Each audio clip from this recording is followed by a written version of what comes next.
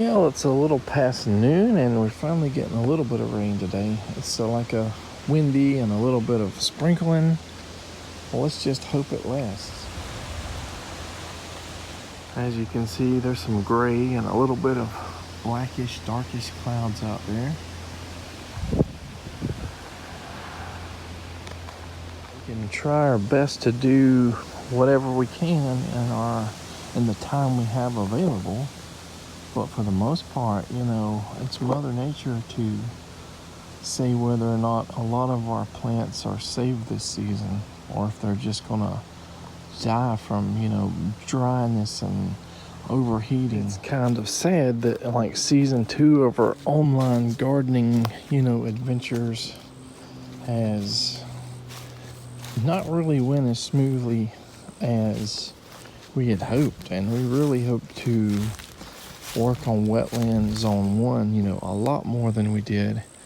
And I don't think it's just like the drought that caused us not to do it. Just, maybe available plants and, what we had available to order or to get locally at the nursery.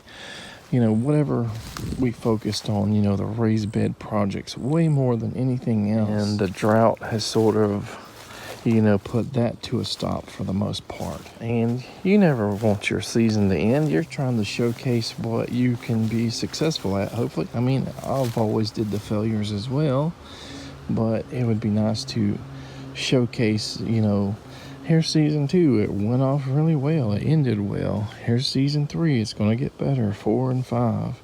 And it may, and it probably will be better in different seasons, but the reality is, if you watch Bonanza, if you watch Little House on the Prairie, even like Heartland, no matter what you do, if you're ranching or farming or anything like that, floods and droughts and, fires, anything can go wrong. Getting sick, family members dying, things happening, that are beyond your control can make you change what you're doing. I'll show you guys something that may be a little bit positive. So the new cultivars from New Zealand of the pineapple guavas, they seem to be handling the hot weather and dry weather a lot better than the seedlings. Look at this. These guys are drying up. Look at there. That leaf fell off just by touching it. I have been trying to water this anytime I'm out here when we don't get rain. It looks like it's almost dead. I did slow drip it for a while one day and for 2 or 3 hours, and it perked up and looked like a new plant. But these things are just so finicky. But with that said, I do water everything when I come out here. But these New Zealand pineapple guavas must be just used to the heat. They must have that tolerance for the heat and the dryness, that a random seedling may not have. Another one. I mean, look at that. These guys are getting less care than the seedlings because the seedlings are constantly withering and getting brown leaves and all that stuff. Look at that. Does that guy look too stressed? I'm sure it could use a lot of water, from rain, but these guys have a tolerance for heat, and that's a good thing. Maybe that's something we should look more into, getting more of these New Zealand grafted cultivars. Look how much more vibrant this cocktail grapefruit is since we took the tire, out of it. This was our oldest son's plant, when they're 2.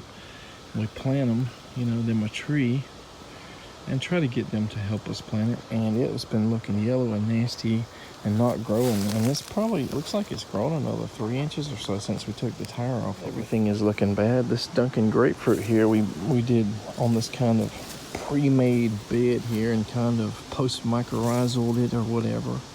Is looking really good. It must be keeping moisture in it, just because it's had years and years to kind of compost down all of the carbon. There's probably some nitrogen in there, and we just build it up, and hey, it's looking great. I've been going on and on for the last month or two when we're doing garden videos about the drought and about the losses potentially, up to $500.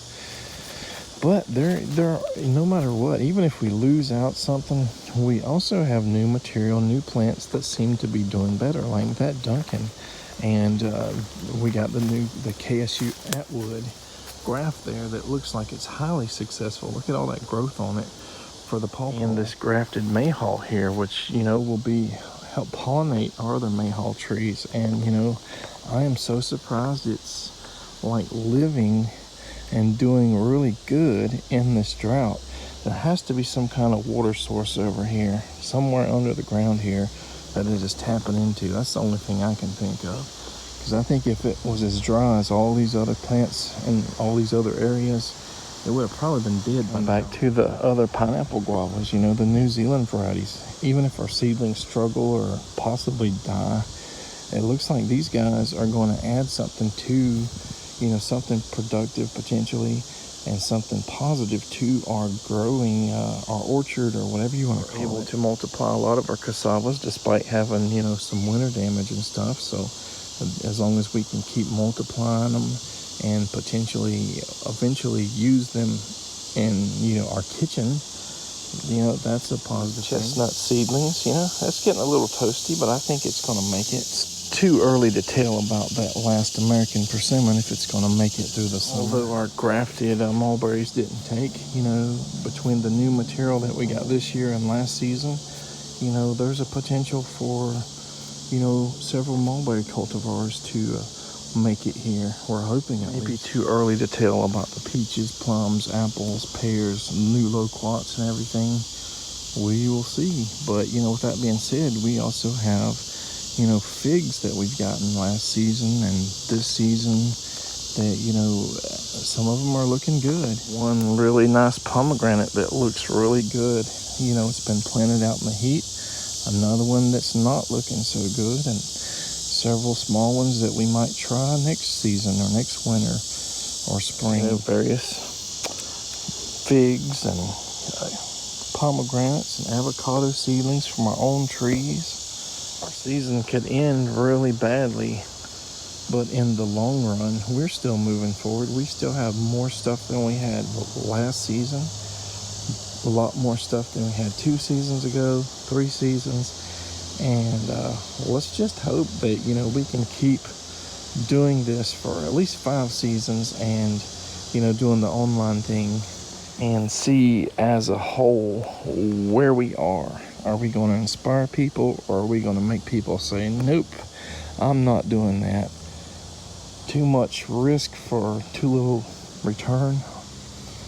All right, guys, I think that's about it for today's episode. Take care.